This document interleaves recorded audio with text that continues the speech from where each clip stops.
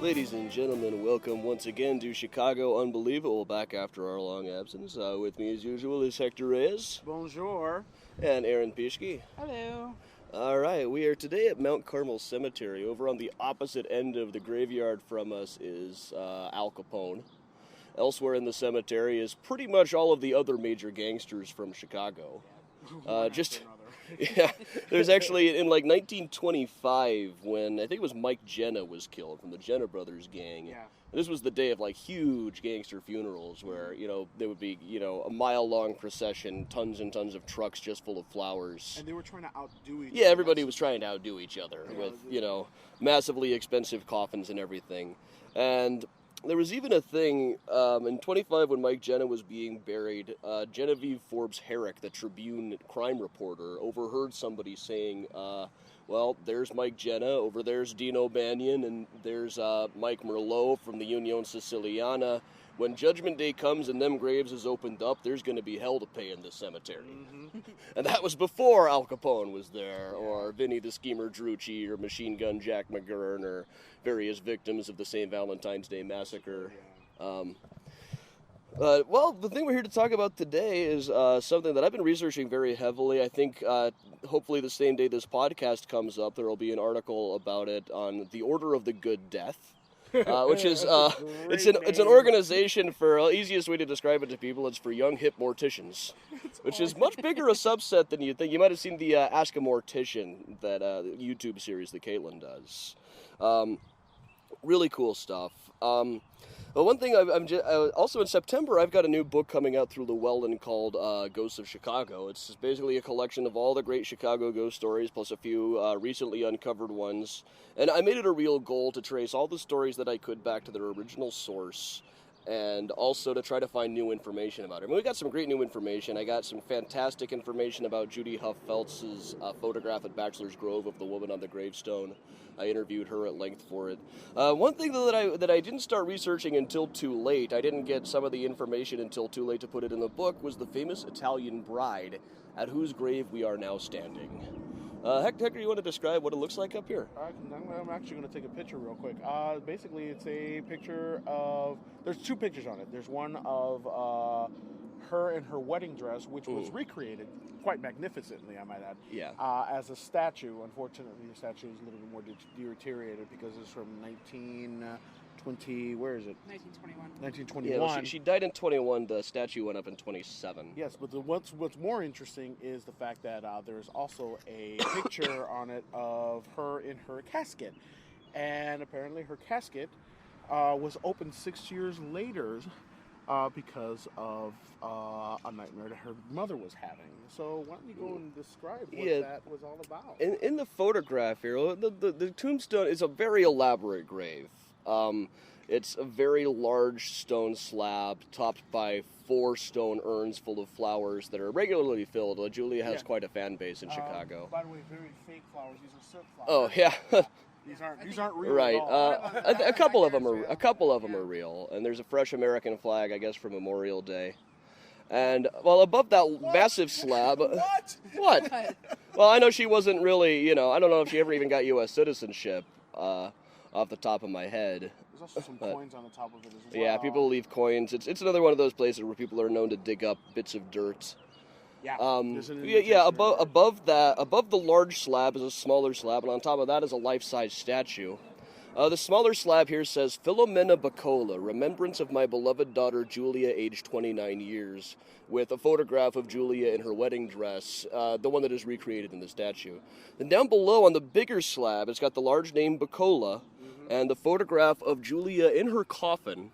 And we can see the remarkable thing about it is that she looks in very good shape. Very For all things considered, she's it's still recognizably the face of Julia. It's not a skeleton or anything. And then down beneath that image, it says "Questa fotografia fresco dopo 6 anni morta," which is Italian and translates into "this photograph taken 6 years after death."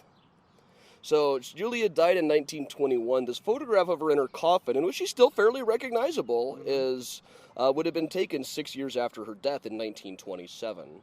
The legend has always gone around that her mother Filomena, whose name appears above, was having nightmares and spent 6 years trying to have her daughter's grave exhumed after her death.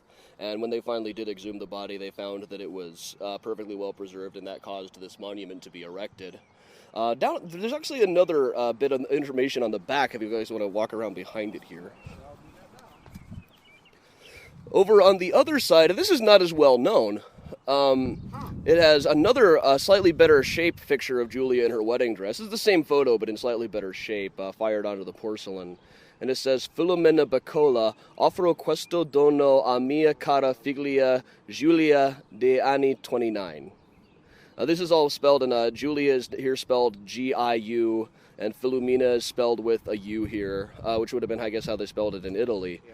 And that translates to roughly, Filomena Buccola, I offer this gift to my dear daughter Julia, age 29. Now, the story has always gone around, well, it is, of course, we are right across the street from 2 different high schools here.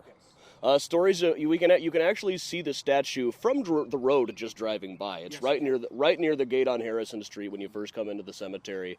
So it's an easy thing to attract attention. It's not just out in the middle someplace. The stories of Julia's ghost haunting the cemetery are fairly well in good circulation and go back to at least the 1970s. Yeah.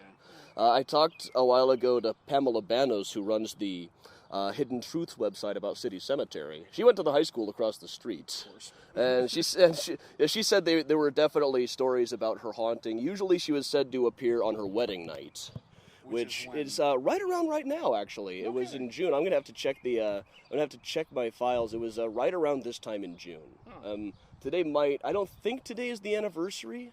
I want to say it was the 11th, and today is what, the 9th? Yes. I will have to check my files a little bit. In fact, why don't I run over and look at grab my file? Hector, you want to talk to the people for a second? Probably not. Hector, Aaron, tell us what's been up with you, man. What's been up with me? No, we're not doing that. So I'm going to go ahead and walk around the grave site. Yeah. Because there's also, if you are specifically looking for this grave site, you're going to want to look, it's between the Moscato and La Mana's gravesite, which is huge. Yeah. And then the Gliado gravesite. Well, really, if you're looking for it, it's going to be hard to miss. It's kind of the biggest thing here. here. It is pretty much the biggest thing here. I find it really interesting that this gravestone does not have her married name on it. It has her maiden name. Yeah. That's correct. Her married name, she married a man named Matthew Petta. In 1921. And all right, I keep all of this in one file, so it might take a little while to load on my Evernote account here. So let me guess, her mom wasn't very approval of the new husband. That's generally this is kind of where the mystery comes in. Is we don't really have a lot of data about like primary source data about when and where the exhumation took place or why it took place. Right. The story about nightmares started circulating years and years later. Mm-hmm. And usually I would think you can't really get a body exhumed based on somebody having nightmares. No, it's a long process. It's a long and difficult process in general. The easiest way to have a body exhumed usually is if you're having it moved to a new location, like to a family plot. Which they did do. And that's what I initially wondered, if maybe she was originally buried under the name Julia Petta. And perhaps when Matthew remarried later on, which he did, perhaps Filomena was furious and had her daughter moved.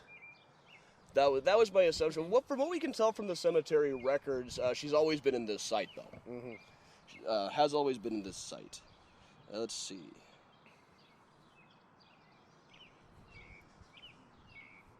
I do have a copy of her marriage certificate in here. Mm-hmm. Anyway, what we do know from what we've been able to dig up, I've done a lot of research on this. I've been talking to the family and everything. And we just missed the anniversary. They were married on June 6th. Okay. So. Okay, I'm standing at exactly the spot where it looks like the statue is looking right at me. Yeah. I'm not even. Hold on. Aaron, stand right here and then look up at the statue. Oh, yeah, that's the spot. Yeah. Right you are. Yeah. Here's grab your microphone real quick. All right, so. I'm going to take a picture of this. Okay. So, Julia and her mother Filomena came over from Palermo, Italy in 1913. Her brothers Henry and Joseph were already in Chicago. They'd come over the course of the last 15 years or so. Julia's father had died in Italy, and according to the family, that left Filomena a very bitter woman and very dependent on her children. She never seems to have worked. She just lived with her children for the rest of her life, shuffling back and forth. And like a lot of people, now suddenly their names were, they were signing their names Joseph and Henry, not Giuseppe and Enrique. Right. And this was always hard for people to deal with, especially the older women who were not as interested in becoming. Jane Addams' favorite term was Americanized, right. And that's a little out of date now, but it was what they would have used certainly back then. Another interesting thing is one story that we tell all the time in Chicago is in 1913 in September, a rumor went around the neighborhood, especially in the Italian community, that a devil baby was being hidden at Hull House. Yes. And it was the old women especially who really, really got into this. This suddenly gave them leverage. Yeah. These were old women who were now unable to speak the same language as their grandchildren, neglected by their own children. Some of them had horrible stories of being abused. This was like something, you're in my territory now. Right. And that started going around Hull House, as near as we can tell, around September of 1913. Right. According to the passenger list, Julia and Filomena arrived in New York in August of 1913. Dun, dun, So they would have come to Chicago almost exactly when that story was going around. It's tempting for me to imagine a scenario where Filomena made that story up, and that perhaps she was the instigator of more than one great Chicago legend. I'm not saying that's what actually happened. It's just difficult for me not to imagine things like this. I'm going to go ahead and say I'm saying. Okay, well, Hector will certainly say that that. Filomena invented the story of the devil baby. Yes, it was coming from Hull House because she knew that Jane Addams was a lesbian. Because if you didn't know she was a lesbian, then you weren't paying attention to Jane Addams. She was awesome, but there's it's one of those things where documentary evidence is a little bit lacking, so it's not necessarily responsible historically to say that she and Mary Roget Smith were lesbian partners, but almost everybody thinks that they were. Yeah, and there's no major debate about and this. seriously, it would be the great American love story. Yeah, it would be. Mm-hmm. It's something when I tell the story a lot on the tour of. The night that Jane Addams and her partner Mary Roget Smith spent a night in what they called the haunted room.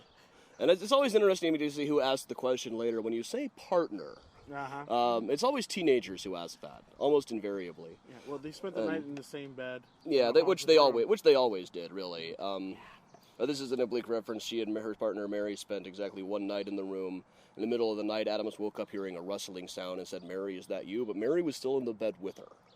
And so then apparently Jane looked down and saw a woman in a rustling dress, which I guess would probably look not unlike Julia does here in the statue right in front of us.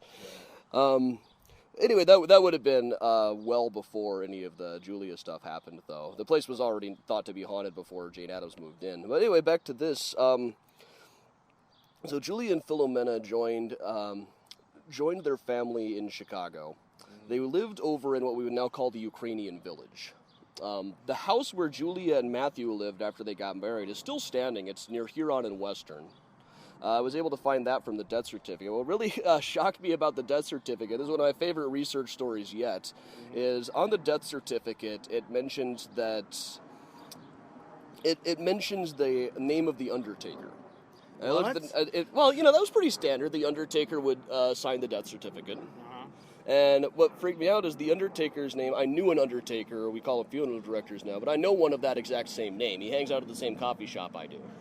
So I stayed late at the coffee shop, just lying in wait for him to show up the next day. Wow. And he said they definitely knew the story of Julie, and they knew that the company it was his grandfather's business. It's still in business now at the same location. So he's not immortal, is what you're saying. No, he's not immortal or anything. But they knew the story, and they knew that they had prepared Julia's body in 1921 when she passed away. And did a hell of a job. Yeah.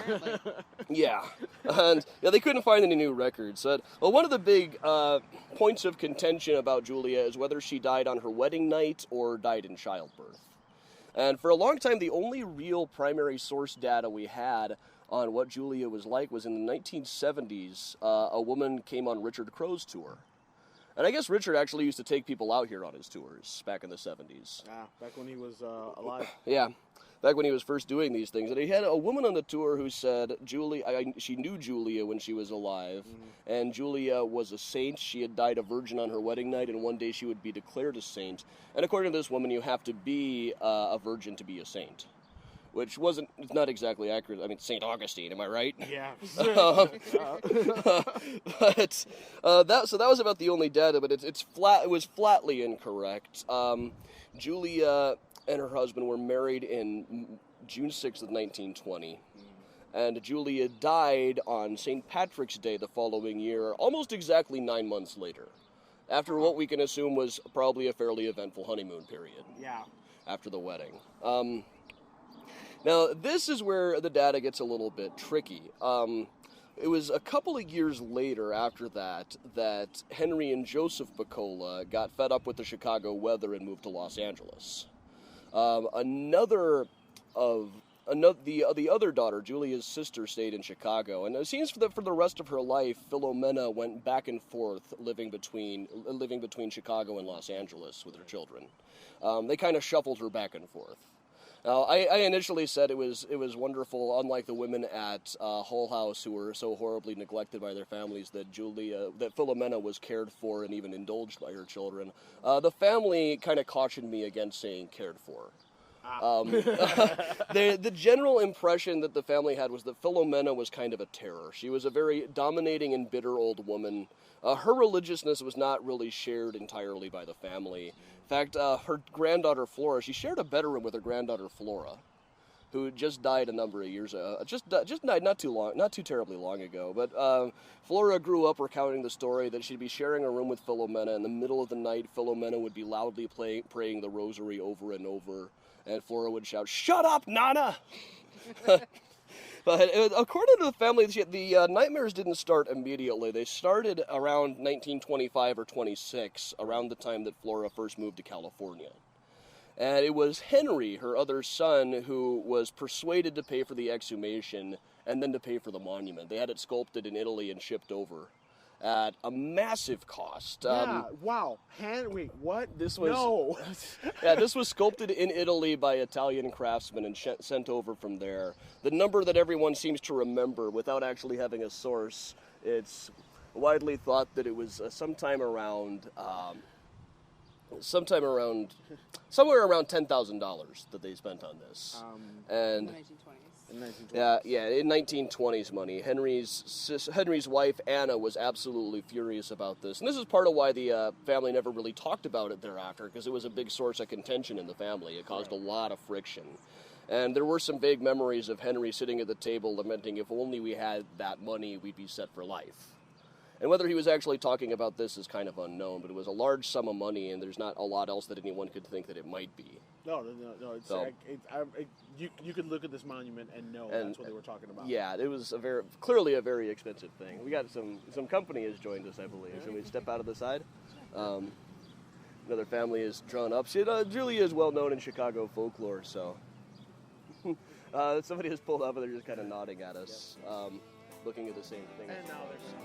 Good morning.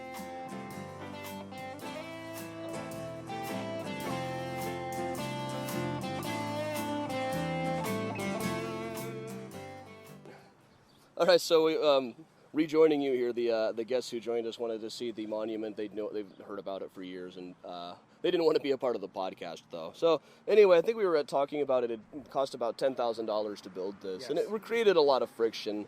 And after that, the story kind of peters out. Most of the people who would have been present at the exhumation, presumably like Philomena and Henry, are the most likely candidates for having actually been present. They both died in the mid-1940s. Right around the same time, really. Henry died a little bit before Philomena did. She outlived almost all of her children. Am I the only person that's feeling uneasy? I am feeling a little uneasy now, yeah. I'm trying to be as respectful as I possibly can. But I'm also, it's difficult to tell the story of how the family remembered Philomena without kind of bashing Julia's mom here. Yeah. Well, the thing about it is that as we were talking earlier, the fact that you have this huge monument for Julia, and then you only hinted at the fact that just over to the left. Yeah, just over to the left is Philomena's grave is an unmarked space about 5 or 6 feet over to the left of here. It's an unmarked space. She died in Los Angeles, and I guess her son Joseph, her last surviving child, had her sent back here.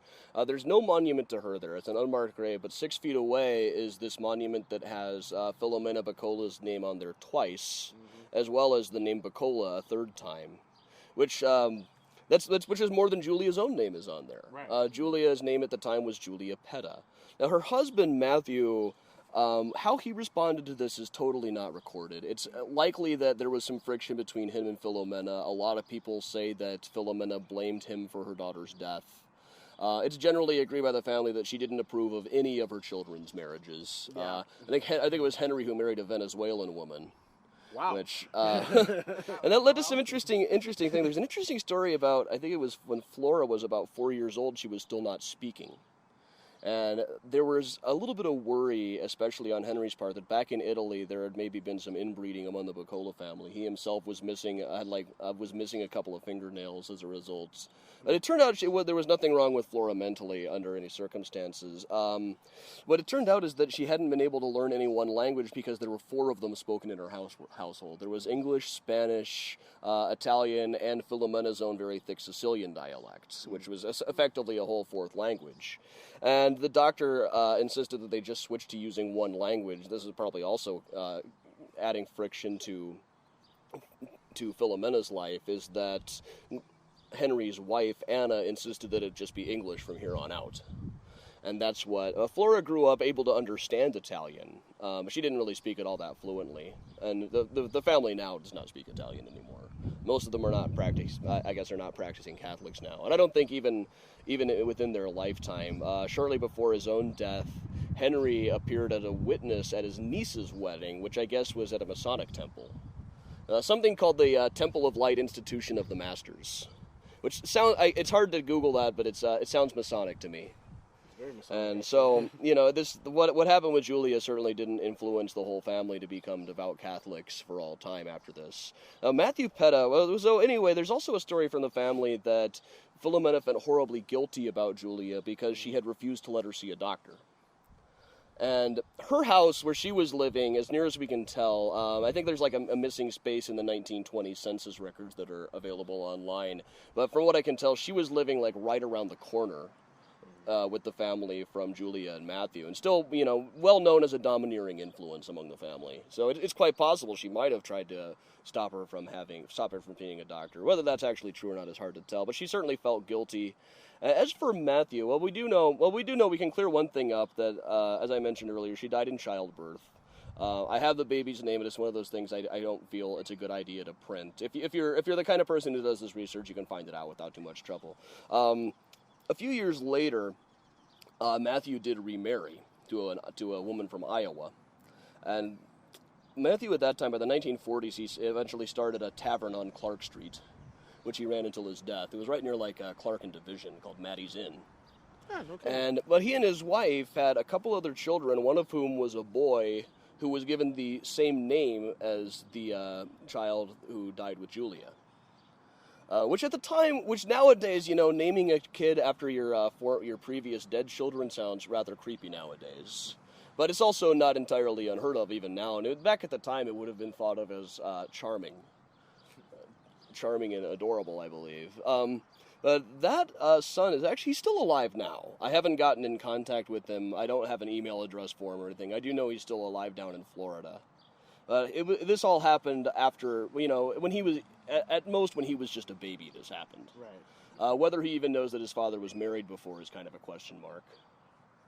The truth of the matter is that's something that we should research and contact him possibly. Possibly, yeah. If he had an email address, I might send a little note saying, "Hey, do you realize your father was part of Chicago folklore?"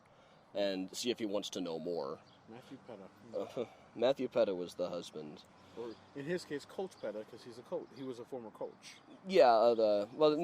Matthew Petta was the husband. The son had a different name, but yeah, it would be Coach Petta for years. He was a high school basketball coach. Well, it's interesting that not only do is her married name not on the monument. Right. But there's no mention of the baby. No, there's no mention at of the all. baby either. The, Yeah. the cemetery records do say that there's an infant buried on the same plot. And that is not visible in the coffin that was opened in 1927, really. Now, I'm not sure that I would say that that she's in perfect condition. If you look at the photographs, her arm seems rather bloated.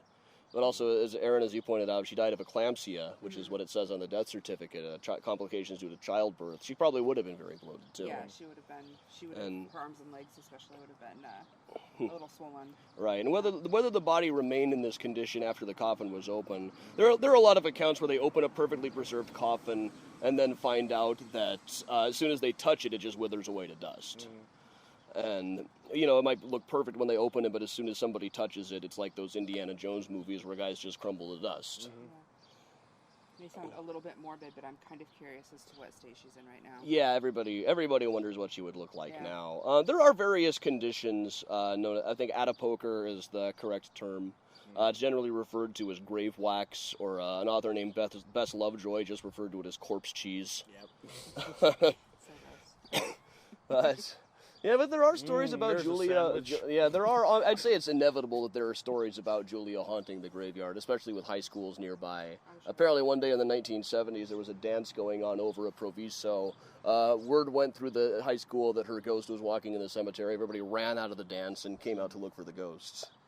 Why would she haunt the cemetery? That's a good question. Well, that's a thing. Normally, with most of the pseudoscientific theories, we expect ghosts to haunt the places where they actually died. But then again, every funeral home, every graveyard is supposed to have ghosts in it. Hold on, time out. Sure. Here's a thought. What if it's actually not Julia that's haunting the graveyard? What if it's actually Philomena? That could be interesting. Well, it would be very difficult to mistake the two. Yeah. Philomena, I can't imagine would have been buried in her wedding dress. No, but she would be insisting on being buried in a white dress. Probably so. Yeah, I can see that. The only thing that I'm thinking is because we've already talked about how the monument doesn't have her married name or any mention of her child. So if perhaps there is some unrest regarding the monument itself, that may be a reason for her to stick around here. Yeah, that's a good point. That's a possibility. I don't think, especially by the time of Philomena's death, she would have been well into her 80s. Right. So I would imagine her being hard to mistake. And very shortly, hopefully the same day as this, we're going to have the big article on the Order of the Good Death. I'm also going to put a lot more information, a whole Buccola family timeline onto ChicagoUnbelievable.com. And there'll be some photographs. We now have some photographs from the family of Philomena herself and of Henry and Joseph. I'd be interested to see those. Yeah. And there's a fantastic picture of Philomena with baby Flora, which would have been taken in Chicago right around the time of the exhumation, within a year or two. We don't really know when the nightmares started, but it does seem to be generally agreed by the family that the reason that Philomena wanted Julia exhumed was because she was having some sort of nightmares about her. But yeah, there's still a lot of open questions here that I think anybody who could have definitively answered them has died long ago.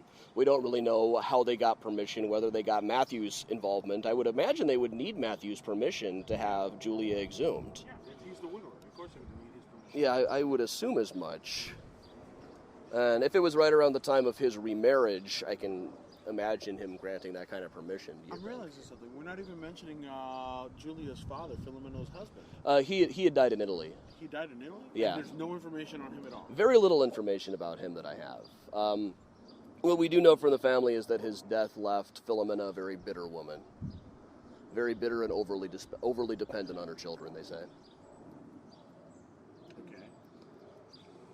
No, I imagine he's buried back in Palermo.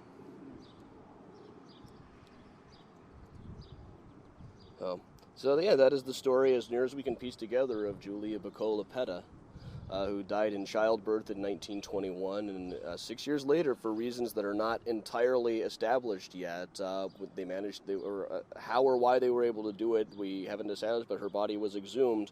In the photograph, you can see some fresh dirt behind the coffin, indicating that the story is true. She was, in fact, exhumed.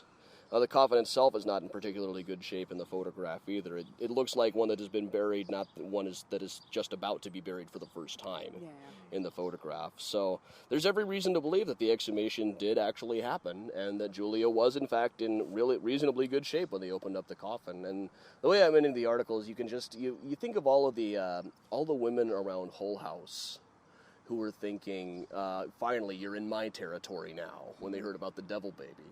And can you just imagine the look on Philomena's face when the coffin was opened, and Julia looked like this in it? Now, what do you think was going through her mind? Now, I kind of imagine like triumph. You've been arguing with me, saying I'm just a crazy old woman, but look, you're in my territory now. And she was still a crazy old woman. Yeah, well, the family, it didn't convince the family that she wasn't just a crazy old woman, I guess. But it was a victory in her mind. It certainly would have been a victory in her mind, yes. And so she spent the next nearly 20 years moving back and forth between Chicago and Los Angeles. She was in Chicago as of both the 1930 and 1940 census, but I think I get the impression she spent most of her time in Los Angeles with Henry and his family. Better weather. Yeah, better weather for her. But, I guess maybe she just couldn't stay away from poor Julia. And now she's resting just a few feet away from here. A few feet away from the monument that bears her name twice.